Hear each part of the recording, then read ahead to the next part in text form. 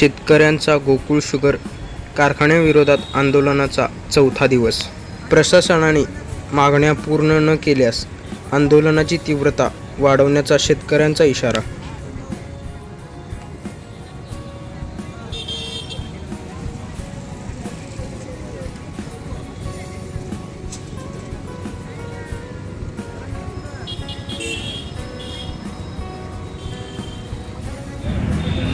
नमस्कार, मी अमोल पाटील. गोकुळ शुगरच्या विरोधात थकीत ऊस बिल आंदोलनासाठी आम्ही या ठिकाणी आंदोलन करीत आहोत. सोलापूर आणि धाराशिव जिल्ह्यातले शेतकरी आहेत. आजच्या दिवसापर्यंत म्हणजे आज आंदोलनाचा चौथा दिवस आहे. आजच्या चौथ्या दिवसापर्यंत जवळपास 52 गावच्या शेतकऱ्यांची इथं नोंद झालेली आहे. 52 गावच्या शेतकऱ्यांचे प्रतिनिधी आज आंदोलन स्थळावरती आहेत उपस्थित. तर आम्ही हे जे आंदोलन केले, आमची भूमिका रास्त आहे. आम्ही केलेलं जे कष्ट आहे त्या कष्टाचा पैसा आम्ही मागतोय.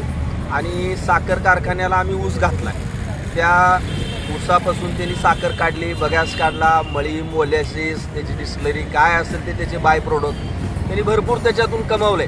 जे आमचा माल घेऊन त्यांनी विक्री करून त्याच्या पैशातून तो मजा मारत हिंडतोय सध्या.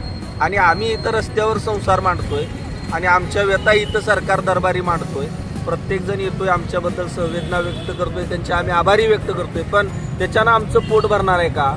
पण एक माझी विनंती आहे की जे इलेक्ट्रॉनिक मीडिया असेल, प्रेस मीडिया असेल, प्रिंट मीडिया असेल, सोशल मीडिया असेल, जे या मीडियामध्ये काम करणारे आमचे जे बांधव आहेत त्यांना मी विनंती करतो की जास्तीत जास्त पद्धतीनं या आंदोलनाला कसं कव्हरेज देता येईल आणि सरकार दरबारी याची वाचा फोडता येईल यासाठी प्रयत्न करावे. कारण आता जूनचा हंगाम जो आहे मृगाचा, तो अगदी तोंडावर आलेला आहे. आणि शेतकरी शेत सोडून इथं बसलाय. शेतातली उन्हाळ्यातली मशागतीची कामं आहेत लोकांची. एका दुसरा अवकाळी पाऊस पडला तर ते शेतावर पाळी मारणं गरजेचं आहे. तणपाळ्या व्हावं लागतं पेरणीच्या अगोदर. हे सगळं होणार कसं? जर शेतकरी जर इथं असेल तर रानात काम कोण करणार आहे? आणि आमच्या घरातल्या लेकरा बाळाची, बायका पोराची काळजी कोण करेल तिथं?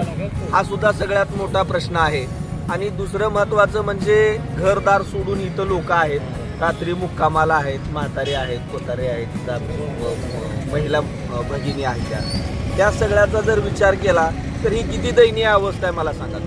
म्हणजे आम्ही कष्ट करायचं, आम्ही कमवायचं, या सगळ्या गोष्टी आम्ही सहन करायच्या आणि आमच्याच पैशावर या लोकांनी मजा मारायची. ही किती दिवस चालणार आहे? आता तुमचा चौथा दिवस आहे आंदोलनाचा. रात्रंदिवस तुम्ही इथंच आहात. जिल्हाधिकाऱ्याकडून, प्रशासनाकडून तुम्हाला काय आश्वासन देण्यात आलं? तुमचा हे काय आहे शेवटी? तुम्ही आता काय किती दिवस असं बसणार तुम्ही? प्रशासनाकडून आम्हाला पहिल्या दिवशी सन्मान्य जिल्हाधिकाऱ्यांनी सांगितले की RRCची कारवाई करून मी तुमचं पेमेंट करतो. आम्ही ती प्रोसिजर फॉलो करतोय. तहसीलदार साहेबांनी आम्हाला सांगितले की RRCची कारवाई झालेली आहे आणि त्याची मालमत्ता जप्ती करून ती काय विक्री, त्यांची जी काय कागदोपत्री प्रोसिजर आहे ती त्या पद्धतीनं ते करणार. त्याच्यामध्ये बी काय खोडा घालण्याचे कामं ते लोक करणार आहेत. आणि दुसरं महत्त्वाचं, त्याच्यामध्ये जितके अडथळे कायदेशीररित्या बारकावे बघून आणता येतील आणि आम्हाला अडचणीत आणण्याचा कसा प्रयत्न असेल तो साखर कारखानदार करणारच आहे. त्याच्यात सगळ्यात जर मोठी चूक कुणाची असेल तर ती साखर आयुक्ताची.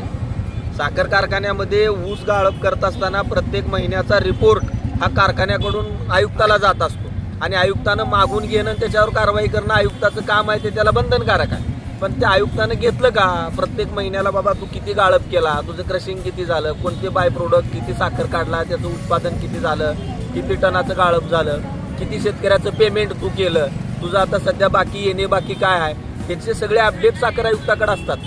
पण याला मागच्या 7 महिन्यातलं एकही अपडेट या आयुक्ताला मिळालं नसेल का? काही यानं म्हणजे पाकिट खाऊन ग बसला हा आयुक्त. आमचा शेतकऱ्याचा संतप्त सवाल आहे, आमचा आरोप आहे. जर हा प्रामाणिक काम केला असता तर ही परिस्थिती आमची रस्त्यावर याची परिस्थिती आली नसती.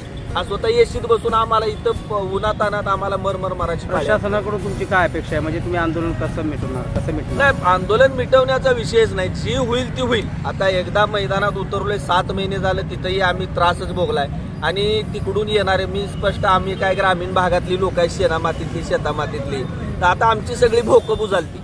म्हणजे आम्हाला जे जे घ्यायचं आहे, उसणं पाचणं, उदार पादार, ते सगळं आमचं बंद झालंय. किराणा दुकानापाशी आमची पत नाही, कापड दुकानदारापाशी आमची पत नाही. आता काय शिक्षण सम्राट जी आहे ती, जिथं म्हणजे ॲडमिशन घ्यायचं आहे तिथं तर काय उदारधंदा चालतच नाही. रोखच पैसे भरायला लागते त्या मुलाच्या ॲडमिशनसाठी वगैरे. मग आम्ही करायचं काय? हात उसने घेतलेले पैसे सुद्धा आज आमच्यानं फेडणं मुश्किल आहे, त्याचं व्याज देणं बाकी आहे. मग आम्ही करायचं कसं या सगळ्या गोष्टी? याचा विचार सुद्धा शासनानं करावा. कलेक्टर साहेब संवेदनशील आहेत, आमची अपेक्षा आहे आणि प्रामाणिक अपेक्षा सुद्धा आहे किंवा त्यांच्या मार्फत हे काम होईल. सन्माननीय तहसीलदार जमदाडे साहेब सुद्धा आम्हाला चांगलं सहकार्य करत आहेत. सहकार्य म्हणजे आता त्यांनाही प्रशासन स्तरावरच काम करावं लागणार आहे, नियमात राहून काम करावं लागणार आहे. आता हे जे शांतताप्रिय मार्गाने आमचं ठिय्या आंदोलन चालू आहे, हे आंदोलन काय आम्ही असं ठिय्या आंदोलन म्हणूनच करणार आहे अशातला भाग नाही. आमची रूपरेषा दिवसेदिवस आम्ही बदलणार आहे. 4 दिवस झाला आम्ही या पद्धतीनं आंदोलन करतो. येणाऱ्या काळामध्ये आम्ही आयुक्ताला घेराव घालणं असेल, कलेक्टर साहेबांच्या इथं जाणं असेल, या ज्या वेगळ्या पद्धतीनं आम्हाला करता येते त्या पद्धतीनं आम्ही हे आंदोलन करणार आहोत. की प्रशासन आम्हाला पैसे देणं आहेच आणि द्यावंच त्यांनी, आणि दिल्याशिवाय तर आम्ही इथून उठणार नाही. तुमची जर ही असेल किती दिवस बसती ती आम्ही बघावं, तर वरचीवर जर तुम्ही वेळ घालवत असाल तर आम्हाला याच्यातली तीव्रता वाढवावं लागेल. ती आमच्याकडून आम्ही सर्व आंदोलकाच्या वतीनं आम्ही सरकारला या ठिकाणी विश्वास देत ठाऊक या पद्धतीने. ताज्या बातम्यांसह ठळक घडामोडी पाहण्यासाठी आजच डीडी दर्पण न्यूजला लाईक करा, शेअर करा व सबस्क्राईब करायला विसरू नका.